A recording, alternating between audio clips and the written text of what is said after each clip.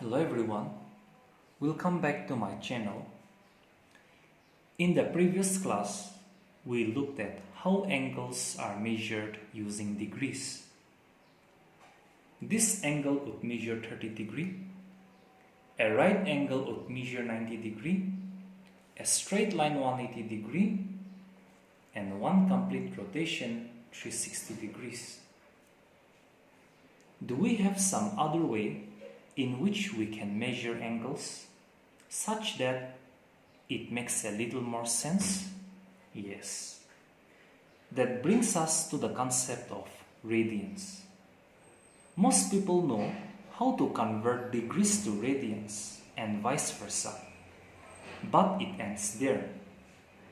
To understand what radians means, let's draw a circle. Let point O be its center and R be its radius. Let me take this R and place it here, right at this point. Now, all I do is push this on the circumference of the circle, like this. The length of this red part is still R. It has just become a curve, and that's all. The curved red R starts from here and ends here. Now, from the center of the circle, we draw another radius that joins another red point of the red curve. This length will also be R, as it's the radius. Let's analyze this figure. We have an arc of length equal to the radius of the circle, two radius joining the center and the red points of the arc. Remember, the length of the arc is equal to the radius of the circle. This angle formed here is 1 radian.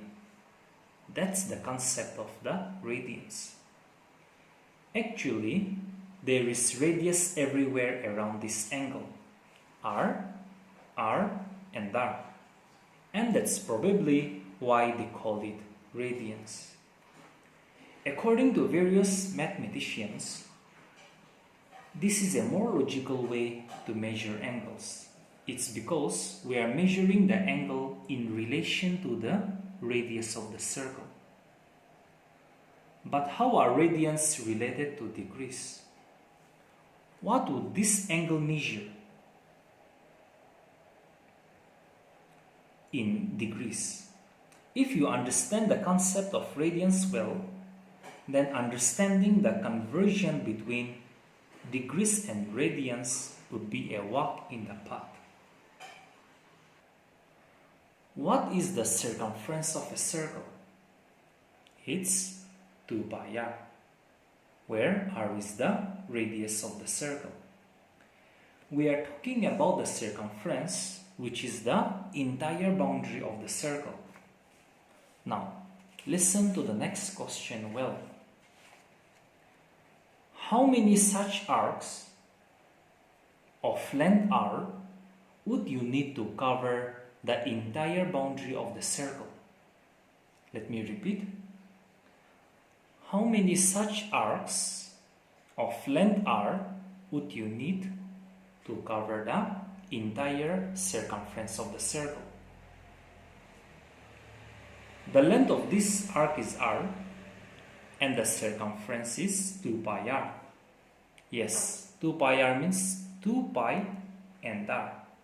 It means we would need 2 pi such arcs to cover the entire circumference. Now, 2 pi arcs, what does that mean?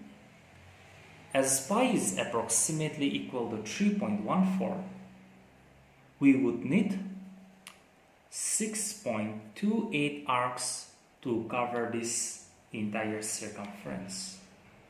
How would it look? This is one arc,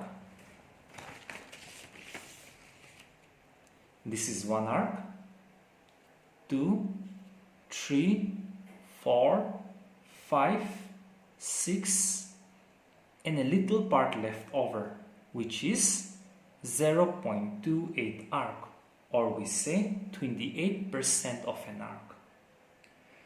So we need 2 pi arcs to cover the entire circumference.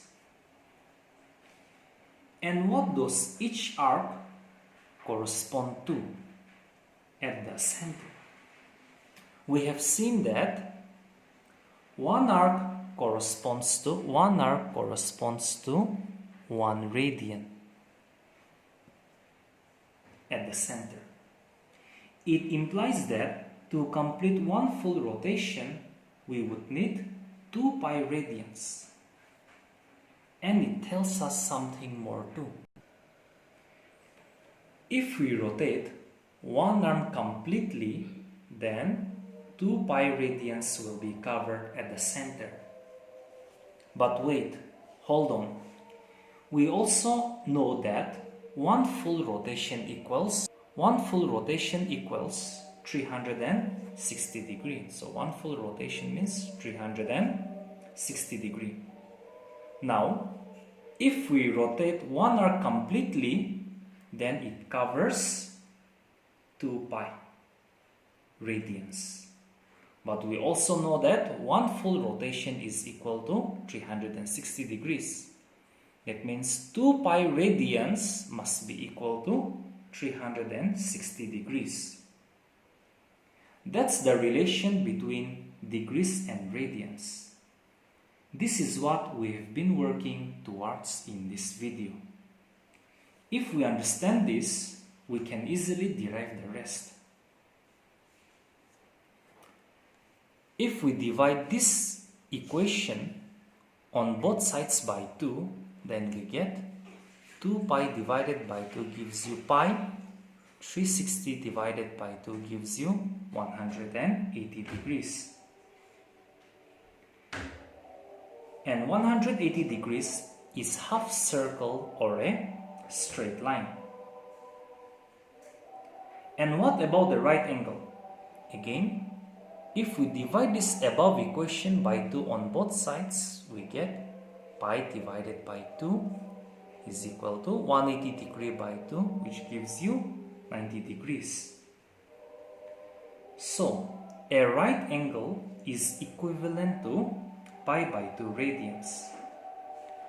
These 3 relations, 1, 2, and 3, are most important when it comes to conversion between degrees and radians. And we don't really need to remember all 3. Knowing just one is enough. Any one of them is enough. And we can derive the rest. And now we come to the last and most important point of this video. What does 1 radian equal to in degrees? Now let's see the relation which was proved above, that 2 pi radians is equal to 360 degrees. Now if we divide both sides of the equation by 2 pi, then 2 pi divided by 2 pi gives you 1 radian. 360 degrees divided by 2 pi. And we know that the value of pi is approximately equal to 3.14. So 360 degrees divided by 2 pi is approximately equal to 57.2958 degrees. That's the degree measure of 1 radian. If we have an angle like this, which measure 1 radian, then it will be equivalent to 57.2958 degrees.